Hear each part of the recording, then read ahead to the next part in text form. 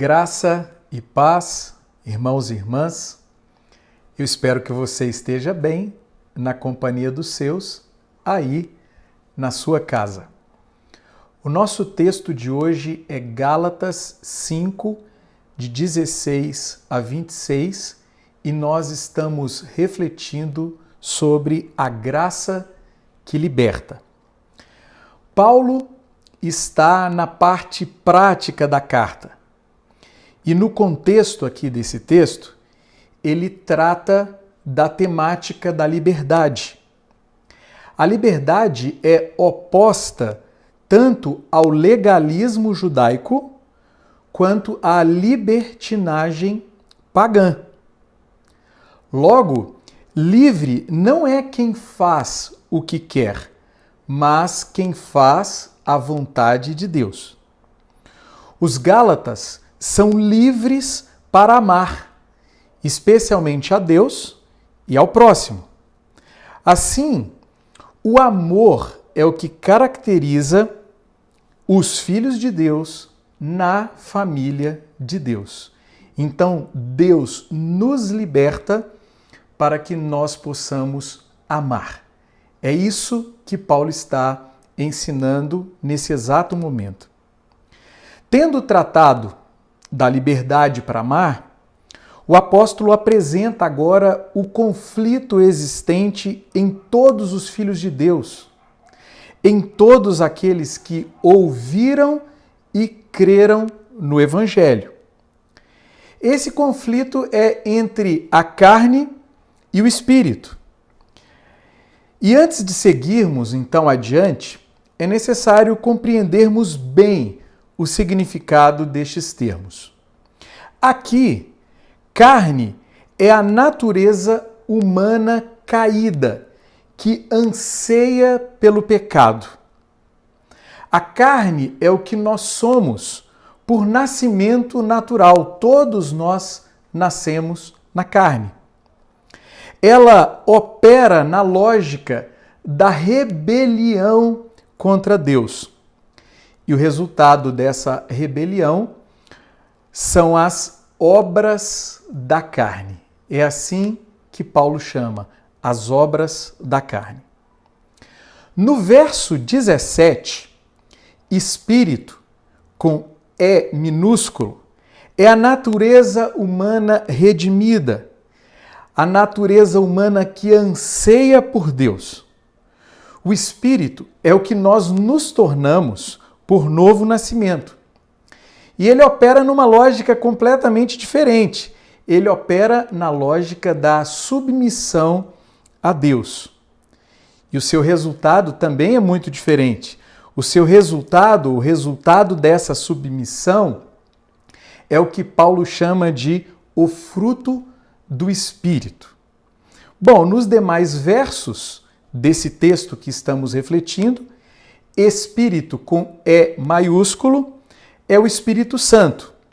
Nós somos regenerados quando ele vivifica o nosso espírito. E além disso, o Espírito Santo é quem faz o fruto do Espírito brotar no nosso espírito. É o Espírito Santo que leva o nosso espírito, a nossa natureza humana redimida, a frutificar. Tendo dito isso, eu gostaria de propor que a nossa santificação é um processo de submissão ao Espírito Santo. E esse processo ele produz dois efeitos. O primeiro efeito, segundo o texto, é a mortificação da carne. Sobre a carne, a nossa natureza humana caída, Paulo diz o seguinte: a carne anseia pelo pecado. Vivam pelo Espírito e de modo nenhum satisfarão os desejos da carne. Verso 16. Os desejos da carne são os desejos pecaminosos. Todos nós sabemos e todos nós conhecemos muito bem esses desejos pecaminosos porque eles habitam em nós. Paulo segue e diz que a carne é condenada pela lei. Se vocês são guiados pelo Espírito, não estão debaixo da lei. Verso 18.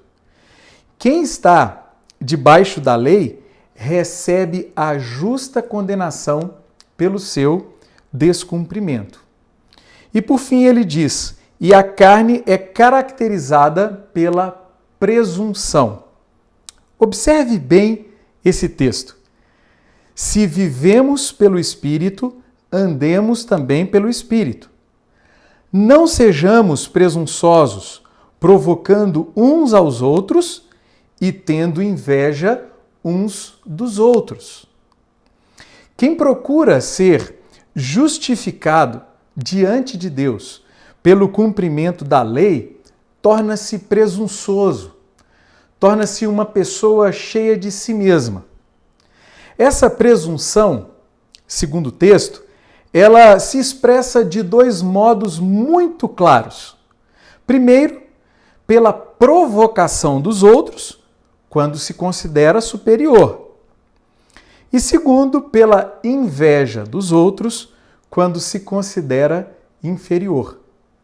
Paulo trata dessa mesma temática em Romanos, no capítulo 2, quando ele diz que ora a nossa consciência nos acusa, ora a nossa consciência nos defende. Quando é que ela nos acusa? Quando nós somos ou nos consideramos inferiores aos outros. E quando é que ela nos defende? Quando nós nos consideramos superiores aos outros. Então, quem opera na lógica da carne se torna uma pessoa presunçosa, uma pessoa que fica se comparando com as outras. O apóstolo afirma que os desejos invisíveis da carne, eles se transformam em obras visíveis da carne. Na Bíblia, a Mensagem, o Eugene Peterson traduz essas obras da seguinte forma, preste atenção. Essa tradução é sensacional. Todos conhecem o tipo de vida de uma pessoa que quer fazer o que bem entende. Sexo barato e frequente, mas sem nenhum amor. Vida emocional e mental detonada. Busca frenética por felicidade sem satisfação. Deuses que não passam de peças decorativas. Religião do espetáculo. Solidão paranoica. Competição selvagem. Consumismo insaciável. Temperamento descontrolado. Incapacidade de amar e de ser amado. Lares e vidas divididos. Coração egoísta e insatisfação constante. Costume de desprezar o próximo, vendo todos como rivais. Vícios incontroláveis. Tristes paródias de vida em comunidade. E se eu fosse continuar, a lista seria enorme. Quantas relações com esse mundo que nos cerca, com essa realidade da qual fazemos parte. Então, tendo apresentado as obras da carne, Paulo faz uma séria advertência. Ele diz assim: aqueles que praticam essas coisas não herdarão o reino de Deus. Verso 21.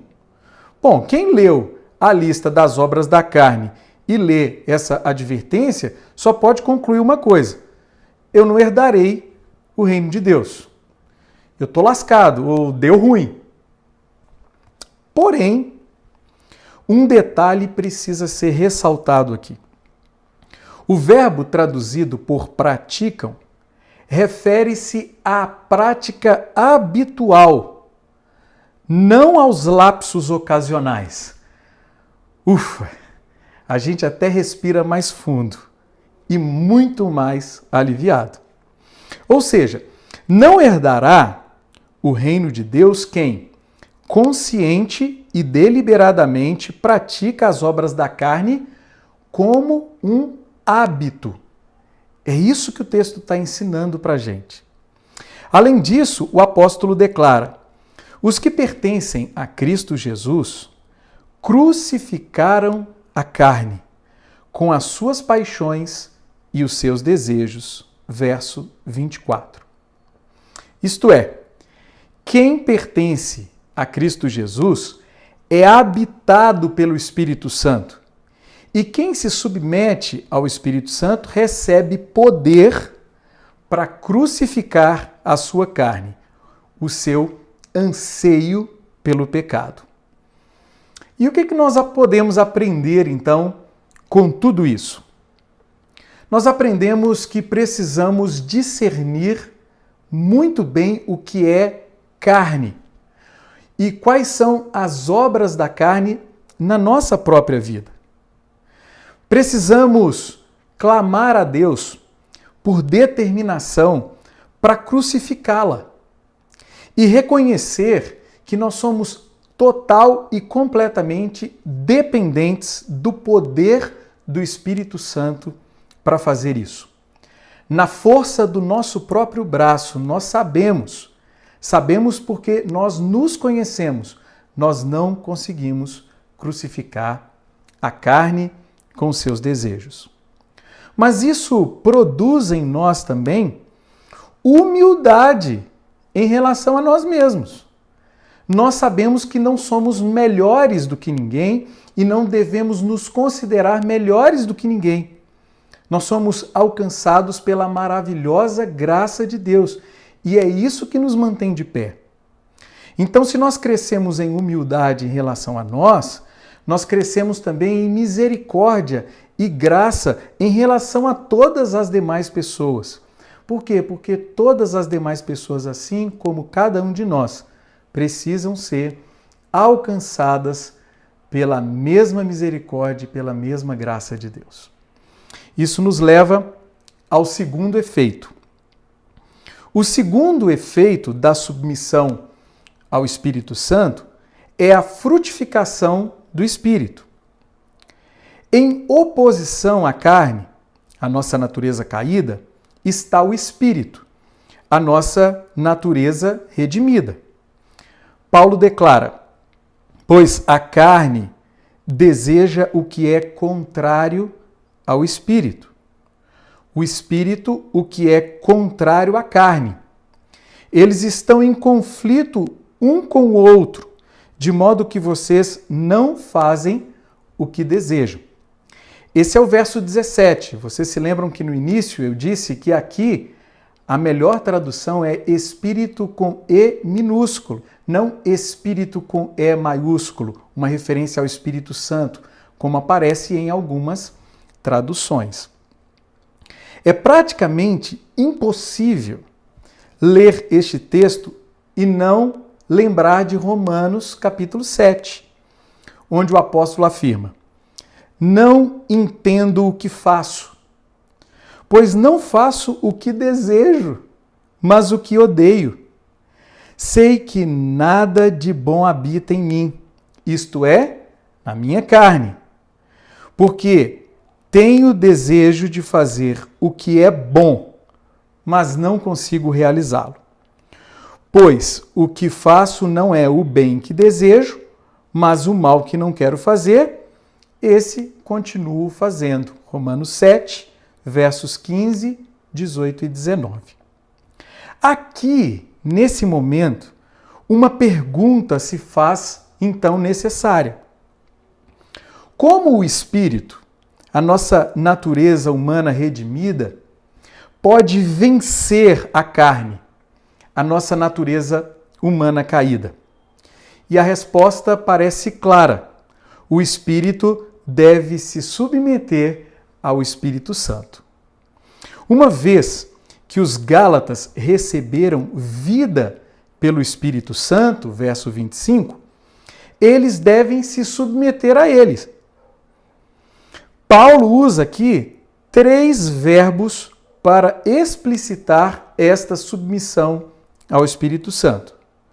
O primeiro verbo é o seguinte: vivam, vivam pelo Espírito. Verso 16. O que isso significa? Considerem o Espírito Santo na forma como vocês vivem a vida. Levem o Espírito em consideração. Isso significa que há uma maneira certa de viver nesse mundo criado por Deus. O segundo verbo é sejam guiados. Ele diz, sejam guiados pelo Espírito. Verso 18. Aqui nós nos encontramos diante da dimensão passiva da nossa submissão. Isso significa o seguinte: deem razão ao Espírito Santo e façam o que ele diz. O Espírito Santo é uma pessoa que fala e que deseja ser ouvida e obedecida por nós. Isso é tão importante que eu quero repetir. O Espírito Santo é uma pessoa que fala e que deseja ser ouvida e obedecida por nós. Isso é nos submetermos ao Espírito. E o terceiro e último verbo é andem. Andem pelo Espírito. Verso 24. Essa é a dimensão ativa da nossa submissão. Literalmente, o que o apóstolo está dizendo aqui é: caminhem em linha reta, seguindo o Espírito Santo. Então, o Espírito vai à nossa frente e nós vamos caminhando em linha reta, o seguindo. Essa palavra andem aqui, ela é retirada do ambiente militar. Ela fazia referência à marcha militar, onde cada um deveria seguir imediatamente aquele que estava à sua frente. Então ele pega essa palavra e aplica agora a nossa nova vida. O Espírito vai à nossa frente e nós seguimos o Espírito, alinhados ao Espírito.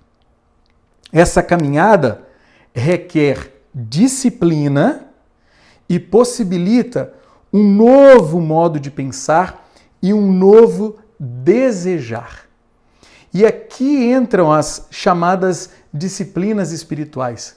A importância de orar, a importância de ler e meditar nas Escrituras, a importância de ter tempo de solitude, mas também a importância de termos tempo de comunhão com outras pessoas.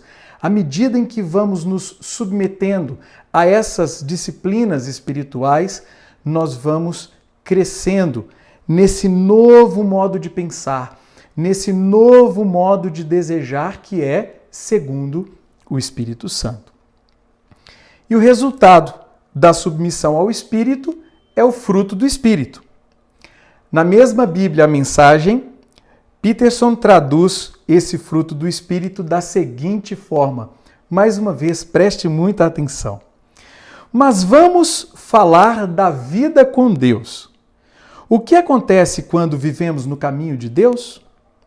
Deus faz surgir dons em nós, como frutas que nascem num pomar, afeição pelos outros, uma vida cheia de exuberância, serenidade, disposição para comemorar a vida, um senso de compaixão no íntimo e a convicção de que há algo de sagrado em toda a criação e em todas as pessoas.